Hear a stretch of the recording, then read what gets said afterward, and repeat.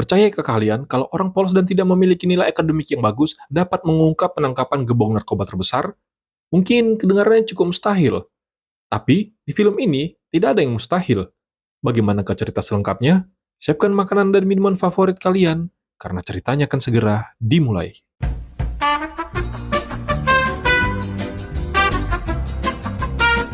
Cerita ini dimulai dari seorang duda anak satu yang diceraikan mantan istrinya dikarenakan sesuatu hal. Untuk membuat istrinya menyesal, sekaligus untuk menyaingi profesi suami barunya yang sebagai pilot, Roni, duda anak satu ini mencoba menjadi pilot. Jika Thomas adalah pilot sungguhan, maka Roni hanya sanggup bermain game pilot simulator. Roni yang sebenarnya bekerja sebagai sales di perusahaan elektronik meminta pada bosnya untuk mendapatkan lembur agar dia bisa membelikan hadiah untuk ulang tahun anaknya.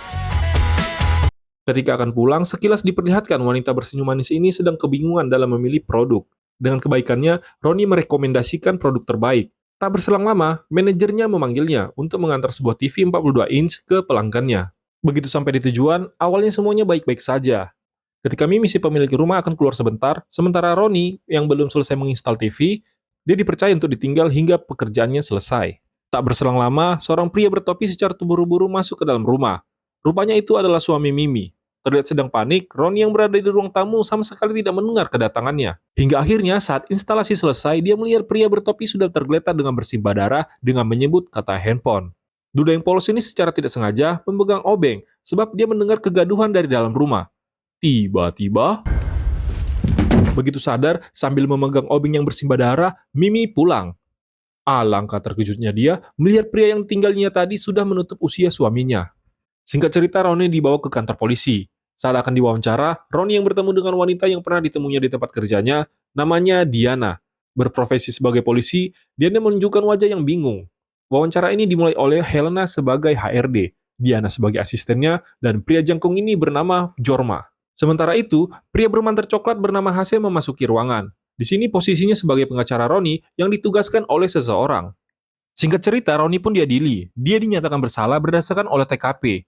Hanya sidik jarinya yang menempel di obeng yang menjadi barang bukti di persidangan. Sehingga dia akan dipenjara selama 18 tahun lamanya. Di penjara, para napi diberikan kegiatan agar tak merasa bosan. Duda yang hidupnya polos ini mendapatkan bagian sebagai juru cuci baju. Sembari menunggu arahan dari polisi, dua orang bernama Noridar dan Musa si kepala botak masuk ke dalam ruangan. Dalam percakapannya, Musa mengatakan bahwa ada yang menggunakan terowongan mereka. Ron yang bingung menyadari sesuatu. Tepat di tempat dia berdiri, sebuah ventilasi dibukanya, dan benar saja, ada sebuah lubang misterius di sana. Sebuah kabar mengecewakan datang dari Hase. Dia memberi kabar bahwa pengajuan bandingnya di pengadilan ditolak oleh hakim. Artinya, dia harus menjalani hukuman 18 tahun penjara, kecuali Roni bisa menunjukkan barang bukti yang kuat untuk melepaskannya dari sana. Setelah mendengar kabar itu, secara diam-diam duda ini masuk ke dalam terowongan.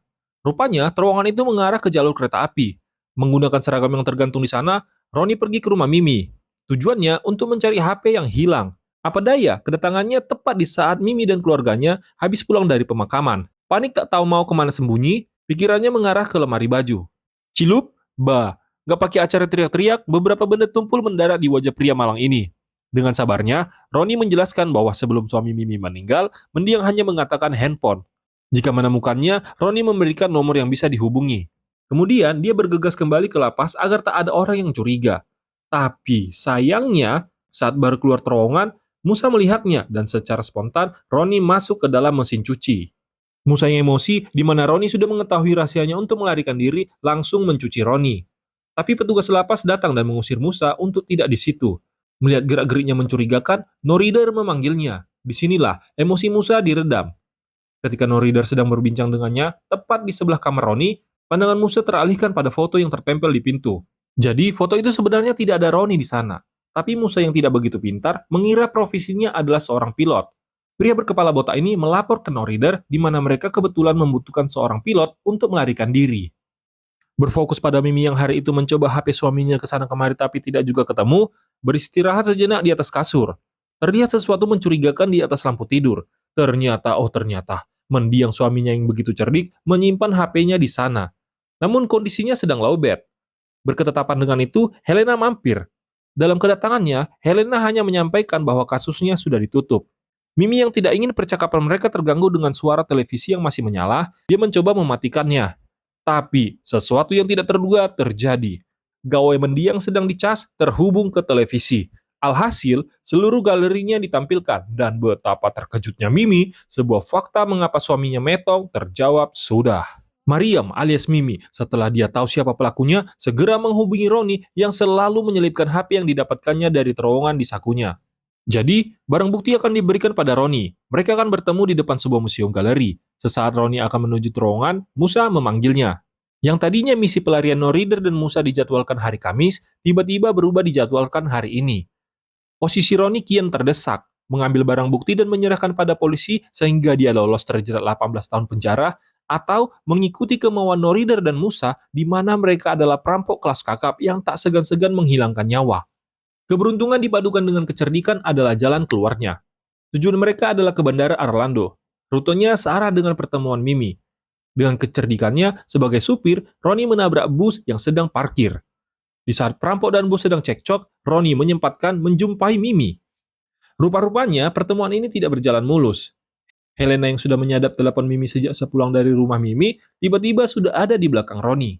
Untungnya lagi, kedatangan No Reader tepat pada waktunya. Singkat cerita, rombongan Musa sampai di bandara. Pacar No Reader yang dari tadi sudah menunggu, akhirnya pun melepas rindu. Kabarnya, mereka akan memulai hidup baru. Disinilah bagian yang menggelitik ditunjukkan. Roni yang bermain game pesawat simulator saja tidak bisa, sekarang ditunjuk mengemudikan pesawat beneran. Karena Musa melihat foto keluarganya Roni yang menggunakan seragam pilot, padahal itu adalah Thomas, ayah tiri anaknya. Tak punya banyak waktu, perlahan dia berhasil menjalankannya. Tiba-tiba, Roni keluar dari ruang pilot melalui jendela. Dengan semangat juang 45, berlari mencari hasil pengacaranya yang sudah dihubungi sebelumnya. Sayangnya, ketika bertemu, mereka tidak bisa saling berkomunikasi. Karena Roni berada di ruang kedap udara. Di sisi lain diperlihatkan Helena dan FBI sudah mengepung bandara, dan disinilah kesalahan Roni.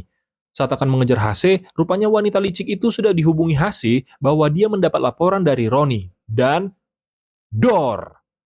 Roni tumbang, barang bukti kini berpindah tangan.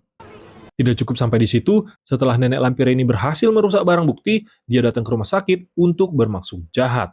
Dengan mudahnya dia mengelabuhi polisi penjaga, mengeluarkan sebuah cairan, dan injeksi. Roni yang sedang diberi obat bius sedang mencoba melawan rasa kantuk. Untungnya, Diana secara pribadi datang ke rumah sakit. Awalnya, polisi muda itu menganggap semua baik-baik saja. Hingga akhirnya, yang infus terjatuh dan di sanalah Roni mengangkat tangannya. Oh my God! Sebuah suntik berisi natrium sianida menempel di tangannya. Diana pun curiga dan langsung memeriksa toilet berkat isyarat Roni. Sosok nenek lampir terlihat di cermin sedang bersembunyi. Pertarungan kecil pun tak terelakkan. Terlintas di benak Helena untuk membuat Diana bersalah. Sebutir peluru sengaja ditembakkannya ke bahunya menggunakan pistol Diana. Setelah mereka berhasil melarikan diri dan bermalam di kantor Roni, paginya muncul ide brilian dari Roni setelah dia mencukur habis alisnya agar tak dikenali. Tujuannya ke rumah Mimi dan menyalakan TV. Salah satu keunggulan TV yang pernah dibelinya dapat menyimpan file yang ditayangkan. Begitu sebuah video diperlihatkan, Diana tak bisa berkata-kata. Rupanya di dalam video itu terlihat Helena yang sedang menjara narkobet dan terekam oleh Luka, suami Mimi. Sayangnya, ketika akan menunjukkan ke pengacara, mereka berdua tidak punya HP untuk mentransfer filenya. Jadi, yang mereka lakukan adalah dengan konyolnya mereka ke kantor Hase sambil membawa TV. Tapi saat itu, Hase sedang di hotel. Saat mereka sampai di hotel, disinilah kekecewaan Roni mengetahui sebuah fakta yang pahit. Pria lugu itu menyaksikan Hase, pengacaranya bersama Helena, sedang menenteng tas yang baru saja dia lihat. Dan disinilah jawaban mengapa bandingnya gagal. Untuk mencari tahu apa yang sebenarnya terjadi, pemuda tanpa alis itu masuk dan menyaksikan adanya transaksi narkobet di mana Hase sebagai penjualnya. Kemudian, inisiatif Diana yang begitu cerdik segera memanggil rekan-rekan polisinya. Helena yang sedang bersama Hase seketika panik saat Joseph, kepala FBI, memberi kabar bahwa Roni dan Diana berada di hotel yang sama. Nenek lampir satu ini secepat kilat turun ke bawah langsung menggiring FBI ke hotel yang salah. Keberuntungan masih berpihak pada Roni. Meskipun mereka tak satu bangunan, salah satu dari mereka melihat Roni sedang dihadang Musa yang datang tiba-tiba. Di saat Hase sudah tertangkap, Roni menyaksikan Diana juga telah ditangkap dan kebrutalan Helena kembali ditunjukkan. Untuk menutup mulut Diana, secara sengaja dia menyetrumnya. Disinilah kesempatan Roni menampilkan siapa dia sebenarnya. Mengendap-endap mengambil TV yang sudah rusak akibat ulah Musa, dia pergi ke ruang kendali hotel. Beginilah jadinya ketika pria lugu bertemu dengan sesama lugu. Bukannya merasa curiga, pelayan hotel ini malah membantunya. Ketika selesai menyambungkan TV dengan perangkat hotel, cuplikan rahasia Helena muncul di lift dan Joseph menyaksikannya. Lucunya, dengan percaya dirinya, nenek lampir ini menyatakan cintanya ke Joseph agar dia lolos dari jeratan hukum. Endingnya, Roni memang harus ditangkap, tapi perasaannya kini terasa lega dan namanya segera bersih dari segala tuduhan.